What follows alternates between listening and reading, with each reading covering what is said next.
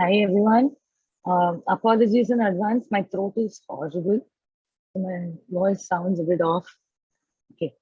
So we will often wonder that why we are talking about yoga when it comes to chronic pain. And let's start with what is pain. Our, according to yoga, pain is anything that causes fluctuations to the mind.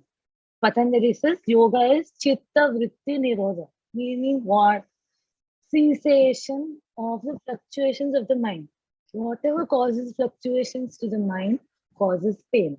Now, this pain can be anything. Pain can be mental, emotional, physical, physiological, or even spiritual. Whatever causes this being suffering can be categorized as pain. Now, pain can also be anything and everything that doesn't allow you to function to your fullest capacity. Right?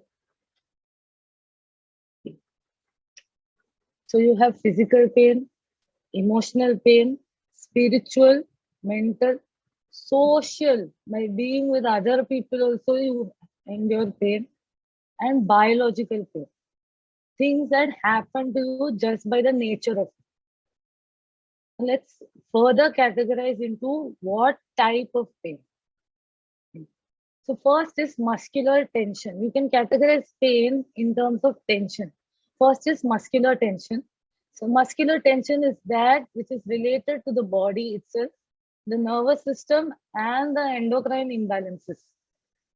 Second, emotional tension stems from the various dualities of life, like success, failure, hot, cold also, happiness and sorrow.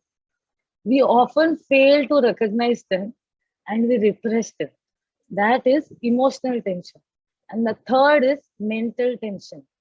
Tension as a result of excessive mental activity. All the experiences that are registered in our consciousness are accumulated by the mental body.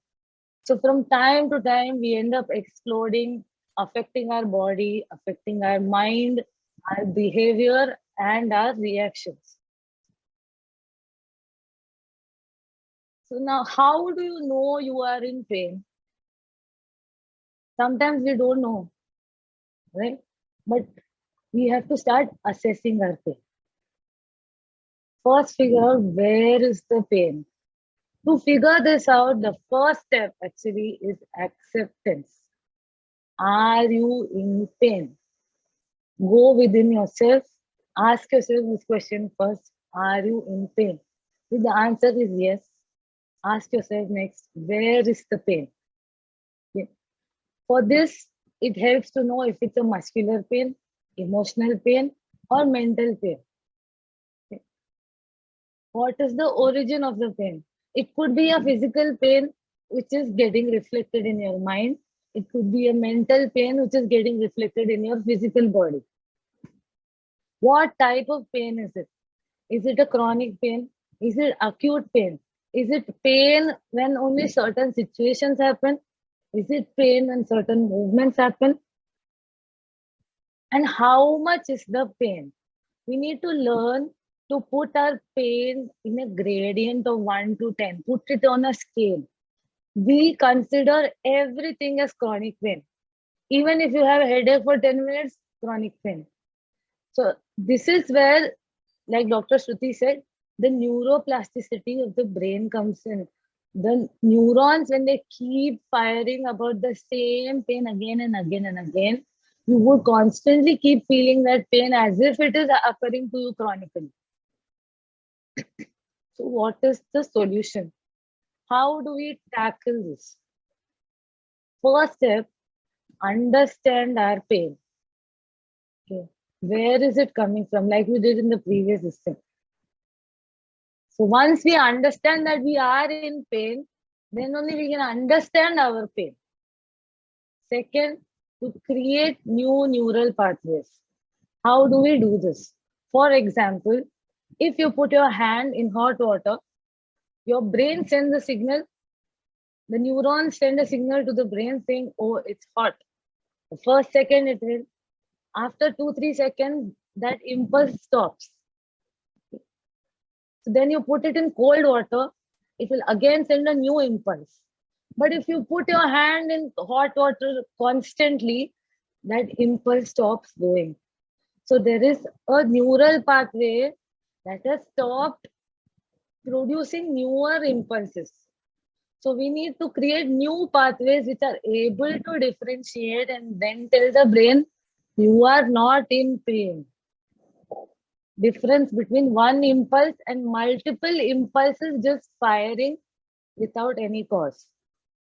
Third is to reduce the fight or flight response. Now, what does this fight or flight response do?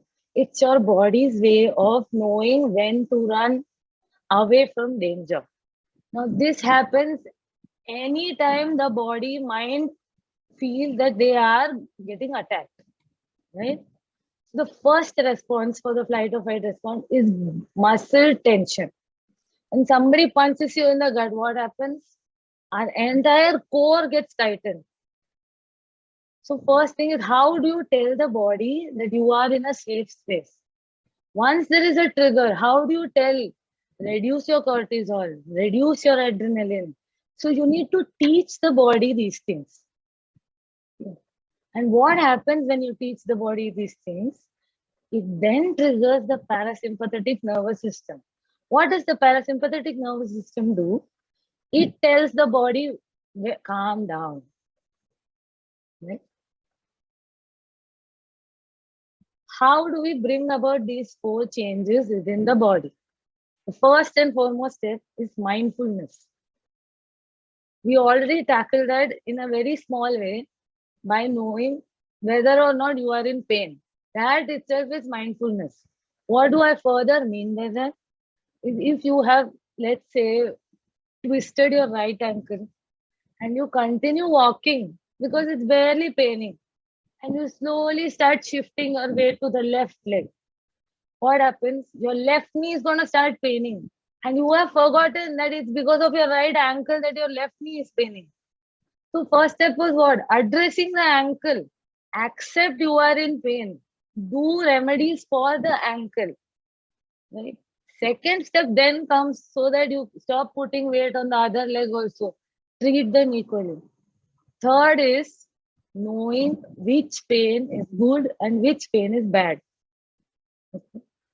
Let's continue with this example. If you have twisted your ankle, that pain is bad pain. It's paining.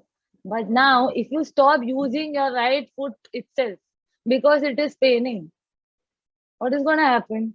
It's going to continue further up and cause complex pain. Calf pain, transfer to knee pain, transfer to thigh pain, going up to your sciatic. So when you are reversing it, when you give movement to it, it's going to pain, but that is good pain. So mindfulness in differentiating good pain and bad pain, mindfulness in knowing what is pain. Third, mindfulness in relaxing. Okay? When you even hold something, you are using a complex set of muscles, right from your shoulder to the upper arm, to the lower arm, to the wrist. When you let it go, what do you let go? Fingers.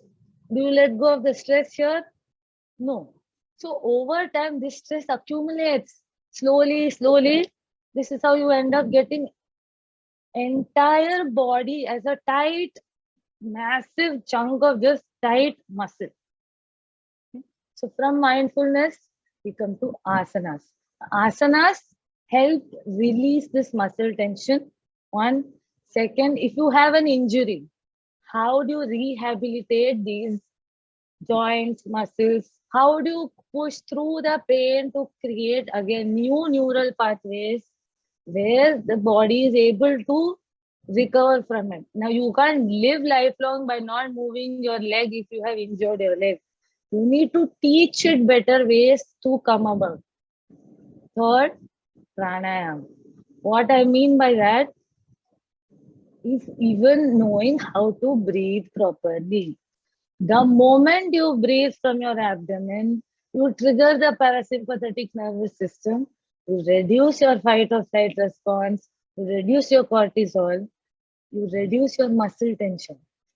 So knowing when to do this. So you have to recognize, oh, I am in tension. I need to breathe from the abdomen.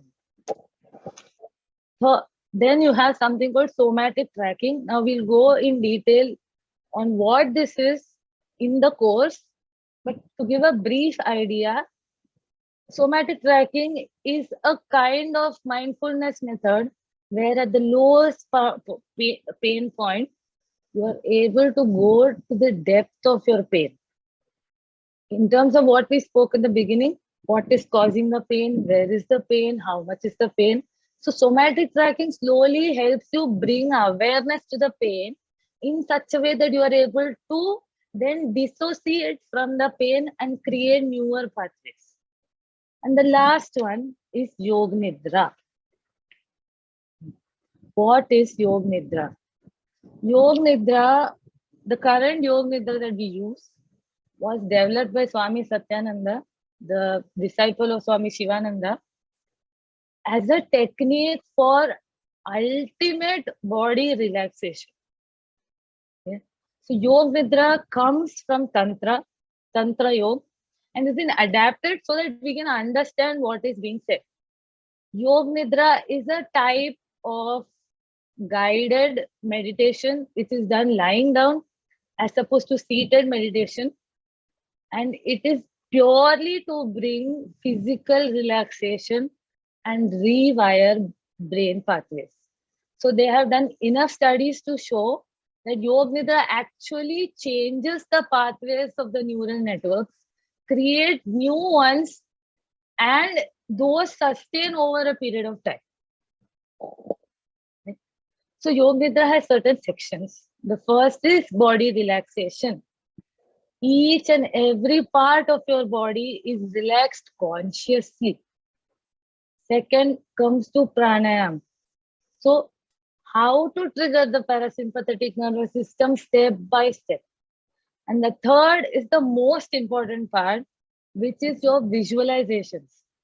That is the one which takes you to the innermost part of your chronic pain.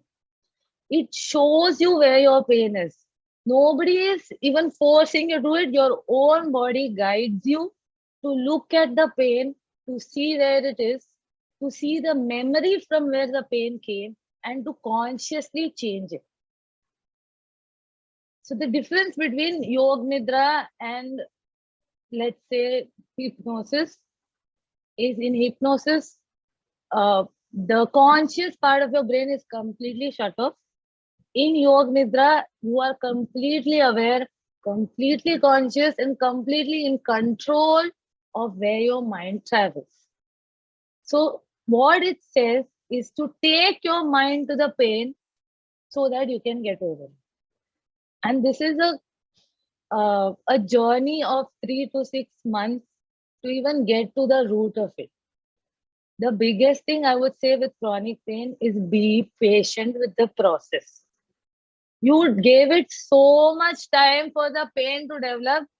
Give the process also that much time to get rid of. What we want to give away from our course is the concept of just letting go of pain, letting go of stress, letting go of tension, letting go of things that no longer serve us. We can do through asanas, through breathing, through medicines, through homeopathy, through diet, and through Yoga Nidra. Why we are starting this course through Yoga Nidra is until we learn that our body is in tension, we will never learn to relax. Till you attempt asanas, first relax the body. I cannot stress this enough. The amount of pain we go through just by muscle tension is enormous.